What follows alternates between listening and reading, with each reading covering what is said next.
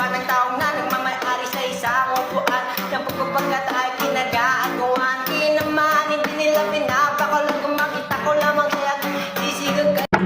Tao po, nandiyan po ba kayo sa loob ng malaking bahay at malawak na bakuran? Mataas na pader, pinapaligiran at nakapilang mga mamahaling sasakyan. Mga pati na laging bulong-bulong, wala namang kasal pero marami ang nakabaro. Tumakas pa ng ulan ay walang butas ng bubong, mga datot kutsara na hindi kilala ang tapos sa kanila.